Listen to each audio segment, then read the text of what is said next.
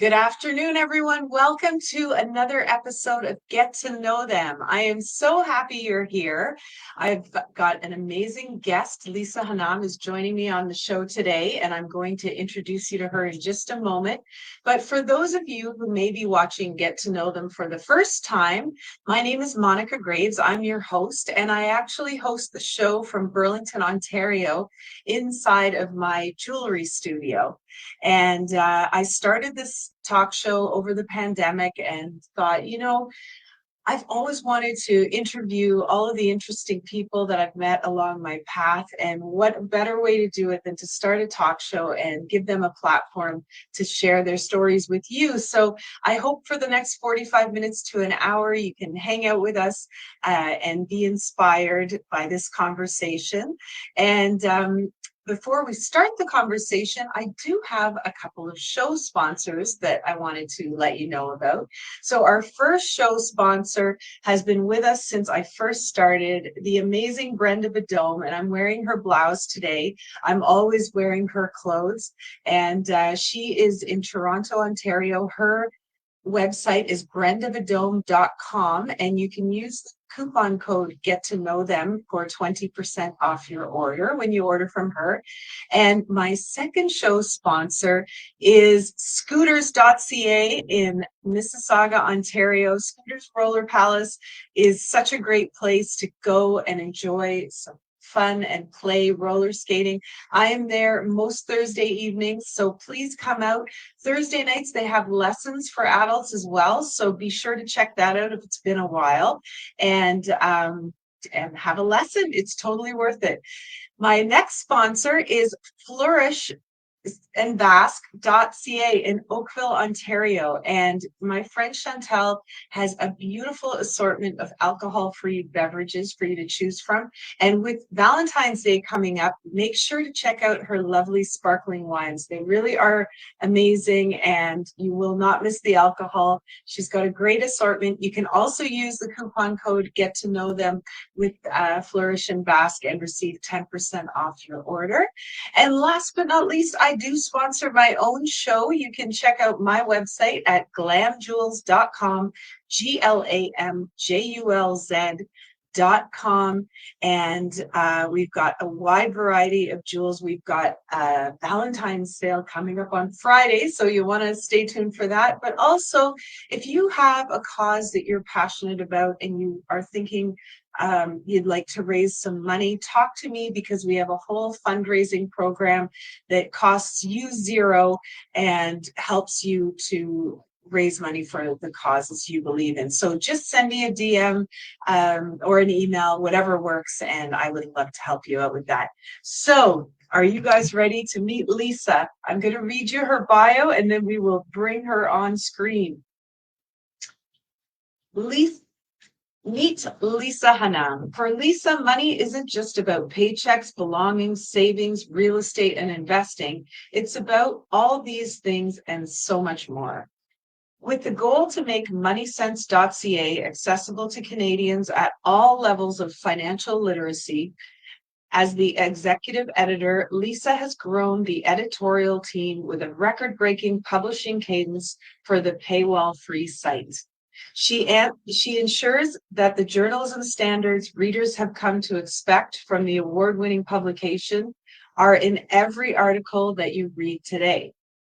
Lisa has an extensive journalism background as an acclaimed writer and editor spanning over 20 years, working for some of Canada's largest glossy magazines, daily newspapers, and popular websites. I was lucky enough to connect with Lisa many moons ago when she chose Glam Jewels to style a fashion editorial she was managing. I'm really excited to catch up with her today and hear all about this new career. Let's bring her on right now. Hello, Lisa. Hi, thank you so much for having me.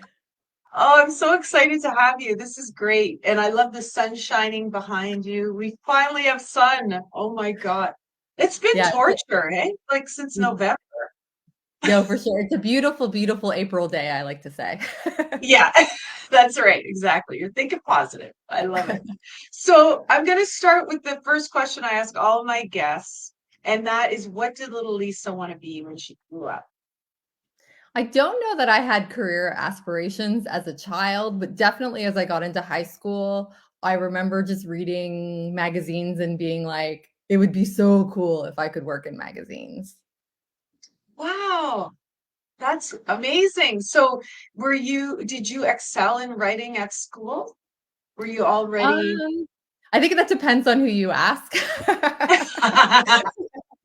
But it definitely is a skill that you need passion for and the ability to learn from. Right. Like, I don't think I'm the same writer I am today that I was when I started out. So I definitely think there is like learning and skill development for sure. Definitely. Lisa, did you ever practice write, like just journal and do exercises like that just to keep the flow going, or have you always written with a purpose? Um, that's a great question. I did like all my school assignments, like you're talking about like high Yeah. school, that kind of thing, right? Yeah, Um, or even later on, like, did you ever just do free flow writing for the sake of it, like as a way of practicing your writing? um, no, how I would practice my writing would be like if there was an opportunity that like say it wasn't exactly a freelance opportunity, but maybe helping out like someone with a website or someone with a project that they needed. I would consider that more practicing because I didn't sit at home just writing for the sake of writing, if that makes any sense. Okay. Yeah, no, that totally makes sense. It's good. No, it's interesting. I've talked to a couple of writers, and everybody has like sort of a different method because Mhm. it's a creative art form, right? I mean, it's to just sit down and start writing. If you haven't done it in a while, I imagine it's kind of hard to get it For into it. sure. Like it's yeah, And I'm yeah. also not a novelist, so I wouldn't like even pretend that like I could write a novel. Well, I guess if I was challenged with it, I might, but I Yeah, don't sit at home like pumping out chapters or anything like that. yeah, I I prefer like the journalism side of things for sure. yeah, perfect. Wow. So after high school, did you go right into journalism, or what did you do after high school? So thinking about like how to afford university, I decided to do the McMaster route and I did English and French literature. And then I went to Toronto Metropolitan University, which is formerly known as Ryerson, and I did their postgraduate journalism program. Uh, yeah, that's how I went to school for it. But I didn't go right away because I was trying to figure out like, did it make sense to go away for 4 years or did it make sense to stay at home for like 3 to 4 and then go away for 1 or 2? Yeah, yeah. Wow, that's a long time at school afterwards. So, so when you came out of university, and yeah, Ryerson, that's how I remember that school too. Um, what sort of opportunities were there for you, Lisa? Was it fairly easy to find work, or did you find it challenging? What was your So experience? I actually lived in France for a year Mm, because I wanted that opportunity. Like, I don't know, I just really wanted to live in Paris. And so when I yeah. there was an exchange program at McMaster to like be a I try to think of the English equivalent, but essentially like an exchange teacher for middle school and elementary school. So I did that. I worked like maybe like 6 hours a week and got an apartment. And so that's what I did right after university. Oh, fantastic. And were you fluent in French? Or So I took French literature with no background other than like the regular grade 9, grade 10, grade 11, grade 12. So yeah, I definitely think it was a challenge for me than say someone who probably lived in a family that conversed in French. But yeah. the one thing I will say that it helped me though is when I lived in Paris, I got so many compliments on my accent because it was their accent. Yeah. Yeah. That's funny. You didn't learn Canadian French. No. Yeah. Oh, wow. What an experience. Have you been back there since then? Oh my gosh. Are you Student? kidding me? Yes. Yeah. Yeah. Any Okay. any excuse to go to Paris, I'm in. Oh, amazing. Wow. That's fantastic. So how old were you when you did that? Like, Late like mid-20s. Mid-20s, nice. Yeah. Yeah, yeah, it's so great to go abroad and have that experience. Yeah, it was a lot of Yeah, fun. great. And did your family, like growing up, did you guys do trips abroad, or was that your first sort of taste of Europe? I'm originally from Newfoundland, so our summers were dedicated to road trips back to see the family. So, no, there was no Okay. family trip to Paris. Although I did bring my mom years later, which she loved. Nice. Oh, she must have loved that. That's great. Wow. So you're back in Canada and you're finishing up school and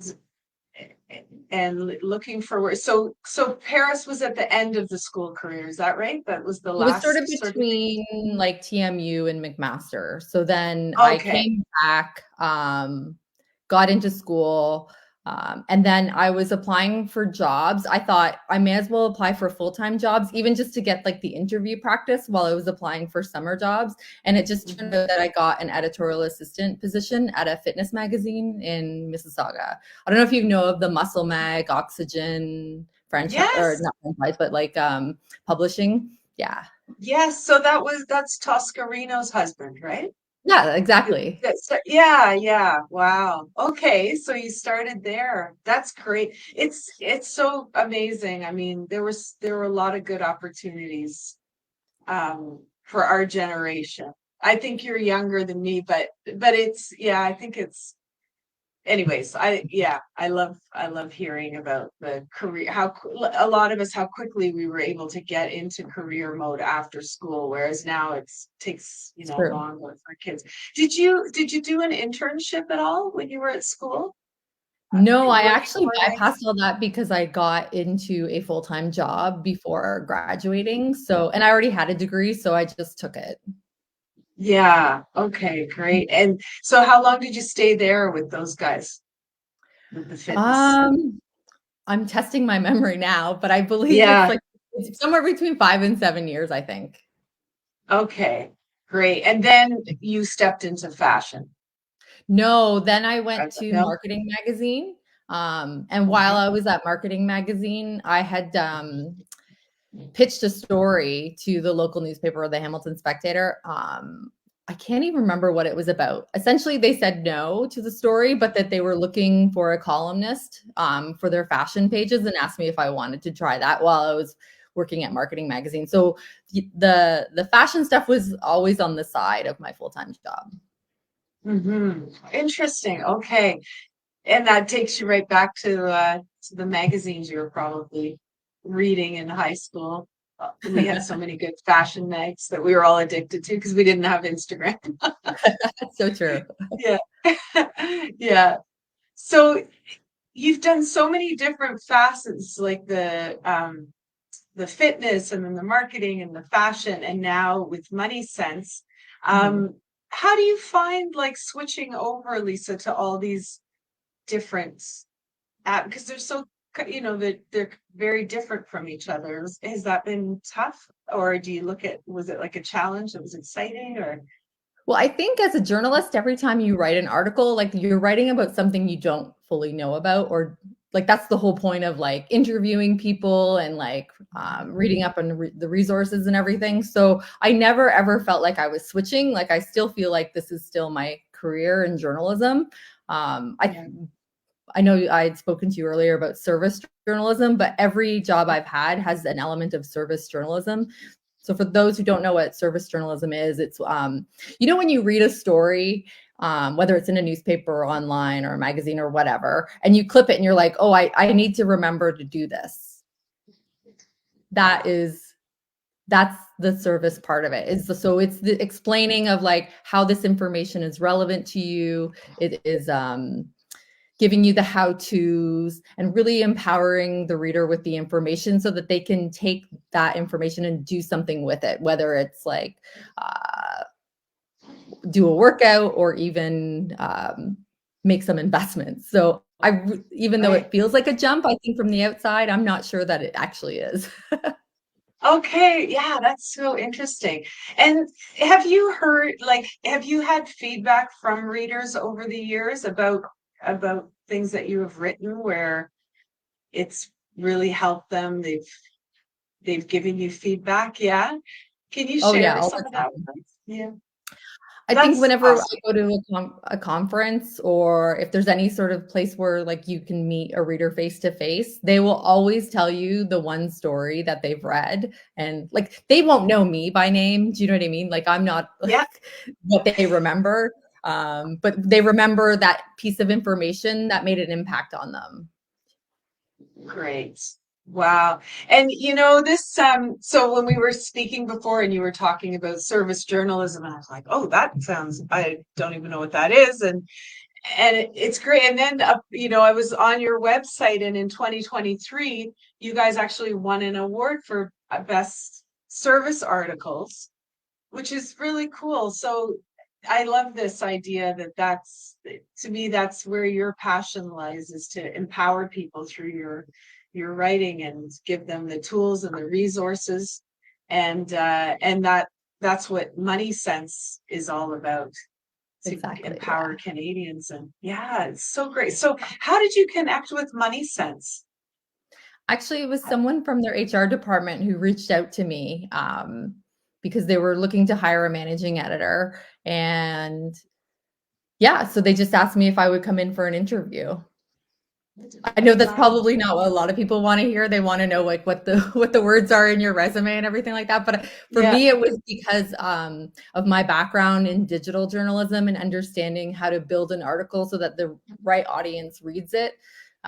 Like putting keywords in, making sure the title is right, so that when you go to Google and you're looking for like a how to do something, that you come across that article. And so that was like my original conversation with Money Sense, was about my experience with Okay. that.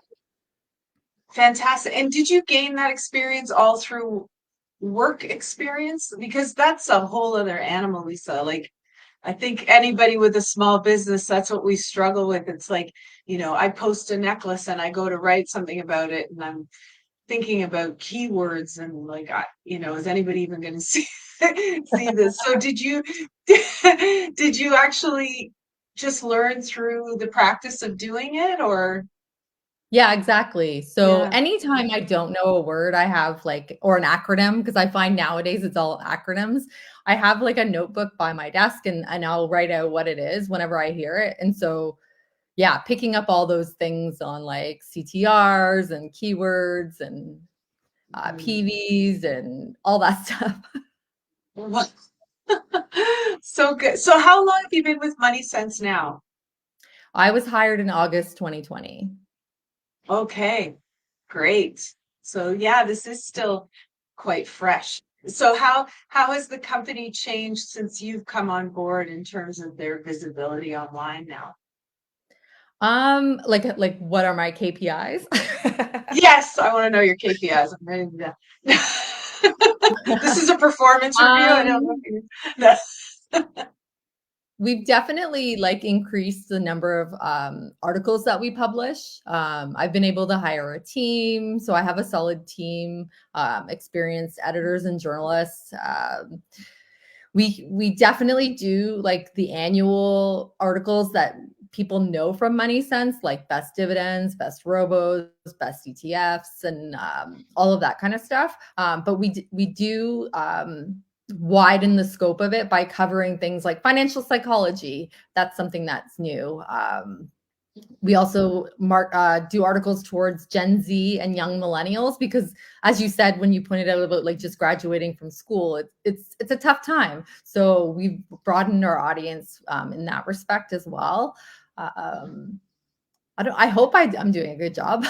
Yeah, no, I think it's great, because even like going on your site and looking at the articles, it's so straightforward. And I'm curious to know, I'm glad you brought up the financial psychology, because that's a conversation that a lot of us have.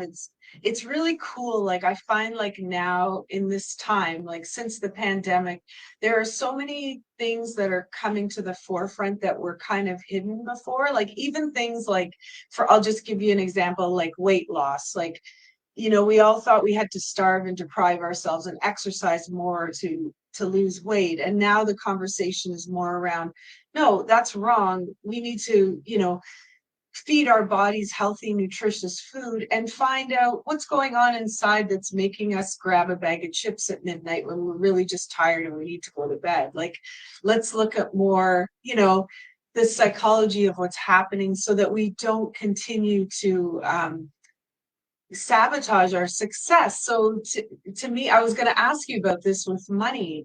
I think a lot of times we can sabotage our success with our finances in the same way. Would you agree with that? Yeah, obviously it's very individual to the person. But Yeah. we have articles on how the conversations around money can actually have a huge impact on how you make money decisions as an adult. And recognizing that and how to break away from those kind of things. So, for example, if you didn't talk about money as a child, it's quite possible that as a coping mechanism, when you're feeling overwhelmed or stressed about money, you may not even want just to make those decisions. Like avoidance is pretty much what I'm trying to say. So Yeah, that's yeah, possible. yeah. Interesting. I just watched the Netflix series that Sethi has. Have you heard about his series? It's I haven't seen it yet though. Yeah, it's good. Like he's got like it's American, so obviously different stuff he's talking about. But one of the things I loved was just talking about the overwhelm people can sometimes feel about investing their money, and they feel Mm. like they should know everything, and they get into like day trading where he's like, don't do that. You just put aside money, every month and you put it in a good investment and you just let it grow and you don't think about it. You get on with your life, rather than getting so obsessed with, he said, it's a long-term game. So, Yeah, for all sure. these things are, yeah, yeah.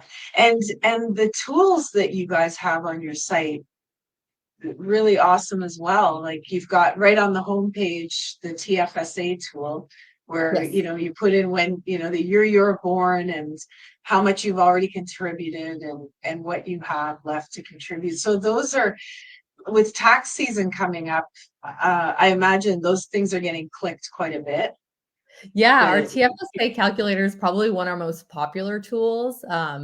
Yeah, every Monday when I come in to see how we've done from the past week, I'm like always impressed that like the Canadians are checking out how much they can contribute to their TFSA. It's kind of a good feeling, right? Knowing that people are Yeah, engaging with it and like saving money.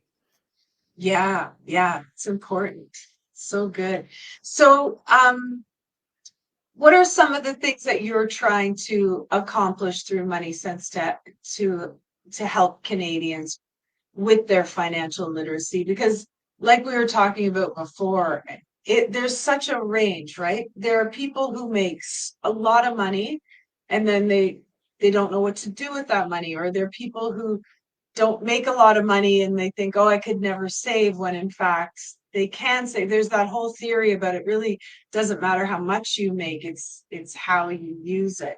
So I just wondered what your opinion was about that, Lisa, like empowering people with using whatever it is that they have in a Yeah, for sure. I think yeah. the key point that you touched on is that money is an element of every person's lives, no matter like what your job is, no matter how big your house is, if you rent or buy, whatever, like money is a huge focus for every person in Canada.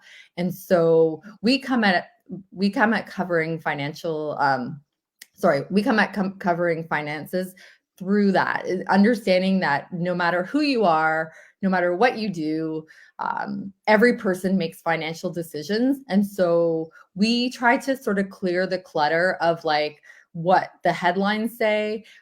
We actually have a column called Making Sense of the Markets, where we cover like the news headlines of the week to sort of bring it back to that whole, what you just said of like, this is a long game. Even though you read like Facebook is coming out with its dividend, what are your decisions? Well, your decisions are based on where you want to be in 20, 30 years, not where you want a stock to go tomorrow.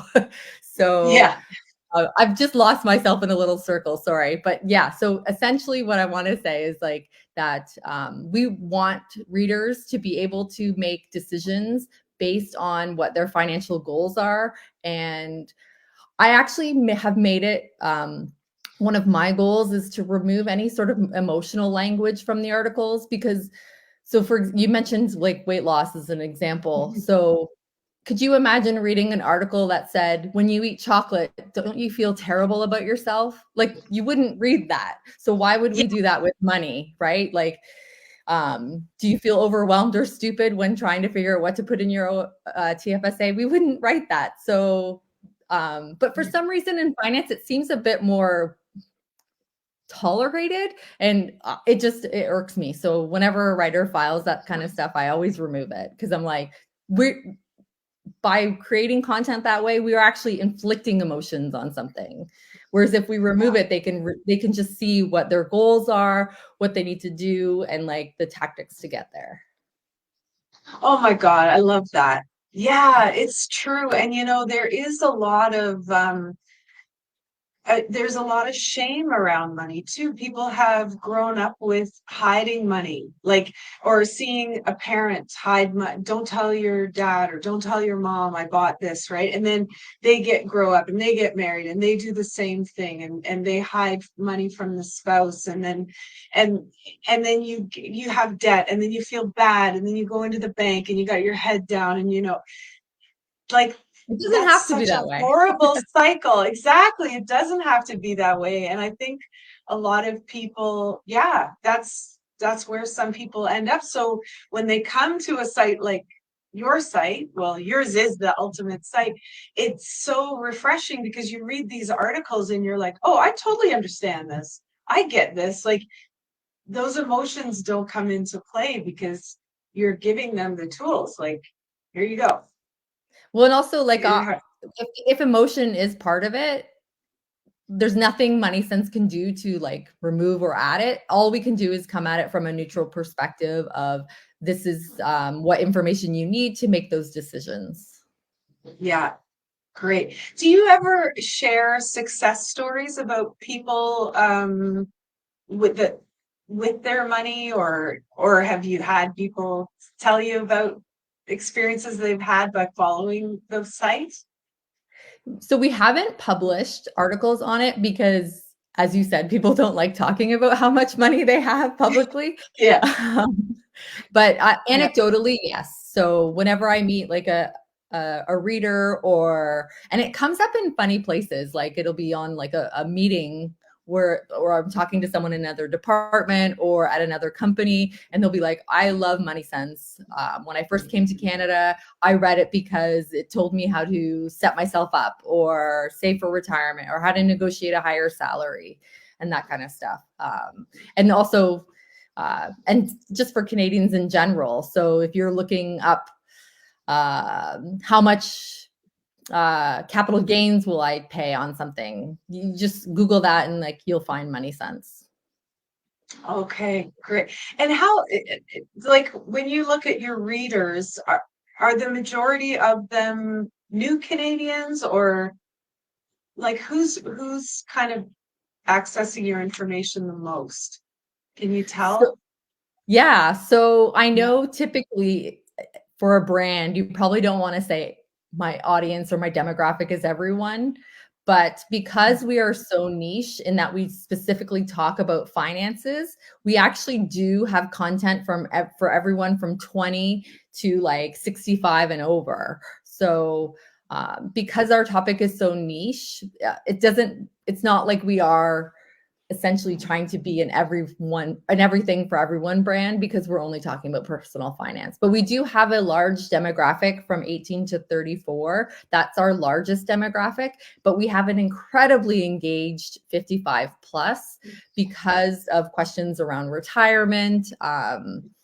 Will you have enough money? How much do you need? What are the best accounts to put in? How do you unlock an account and all that kind of stuff? Okay, interesting. Wow. Yeah, I love your site. It's so great. And also I was going to ask you, with social media, um, you have some really good information on there. So I guess now you can't really post your articles with that new legislation about posting news articles on social media. but Yeah. you're still So directing people. Has it affected you or? no, so I don't know how Meta or Google, or I guess Google's not really a part of that, but I don't know how Meta chose the media sites. But despite being a media website, our social channels have not been blocked. I think because we don't come at it from a news angle. Like I'm not saying this announcement came in Ottawa. It's more like a reader submitted a question to one of our experts, and this is the information that came out. Does that make sense? Okay. Yeah, that makes sense. Yeah, good. It's more conversational. Like, yeah, But it does irk me that like I I don't know. understand why and in this day and age we can like prevent the media from reaching an audience. Hmm. I know. Yeah, it is. It's crazy. All kinds of things going on. Now TikTok has no music anymore. It's so funny. I was always tempted to like get on the TikTok bandwagon, and now I feel a relief. Like, oh, I don't have to do it. They have no access to music or anything. So what am I going to do?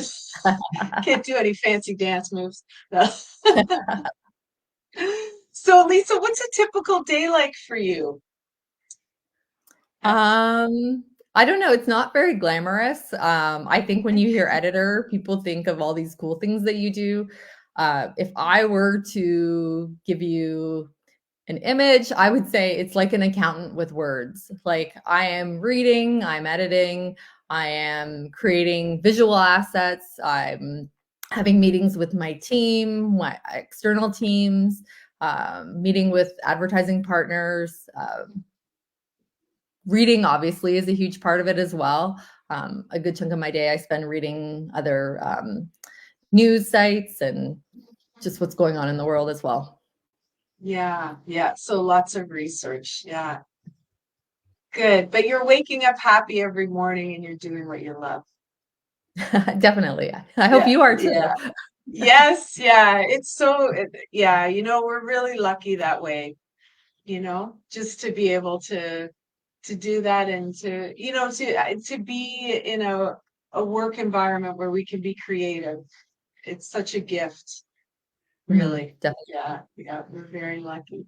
Well, Lisa, I've really loved chatting with you. Your story is fantastic, and MoneySense, it's such a great website, and I hope that more people will use it and feel empowered with their finances because it's so important.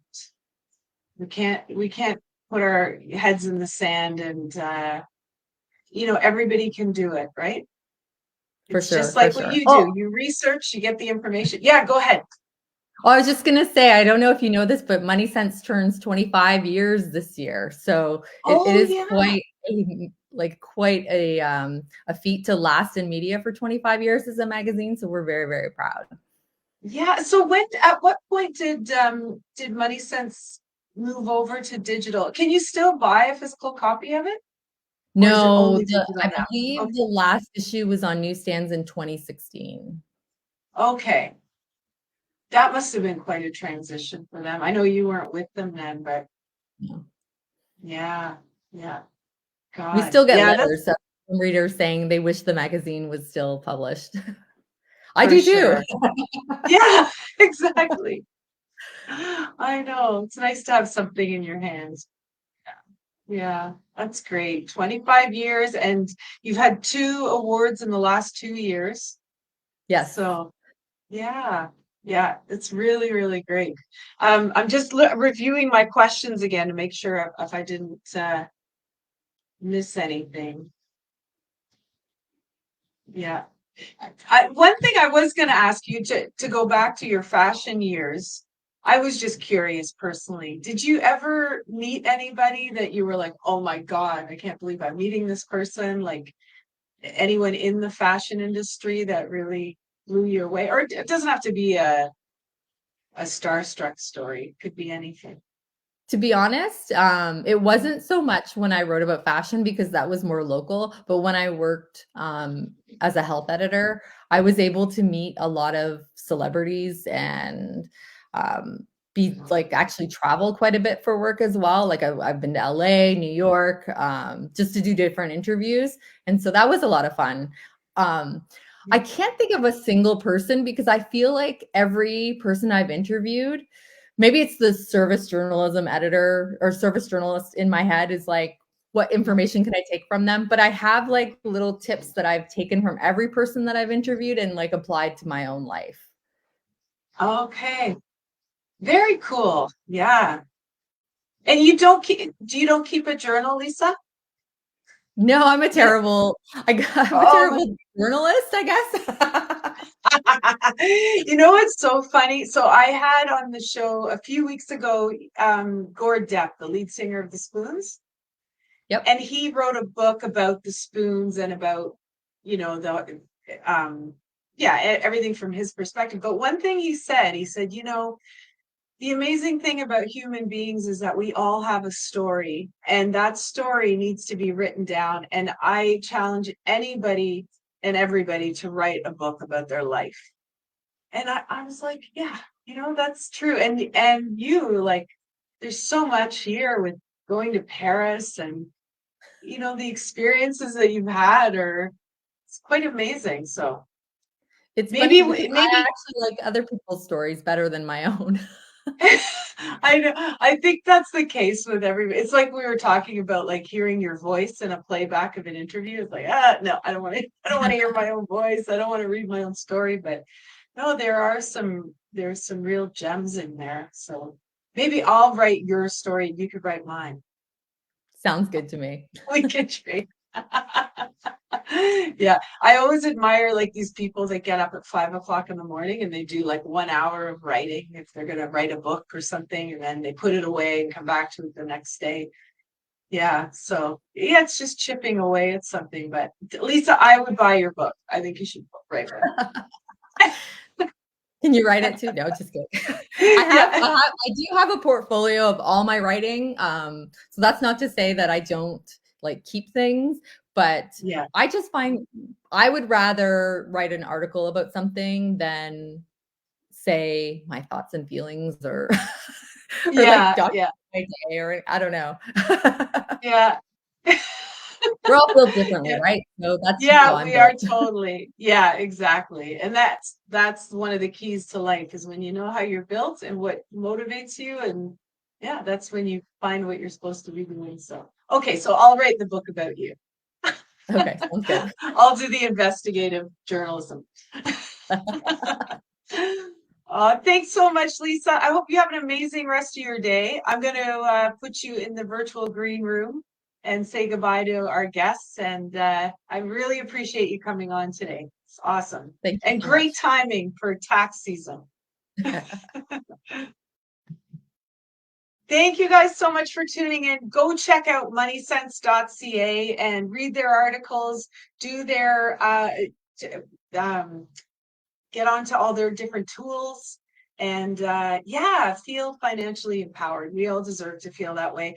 I hope you have a wonderful rest of your day. Check out all our sponsors.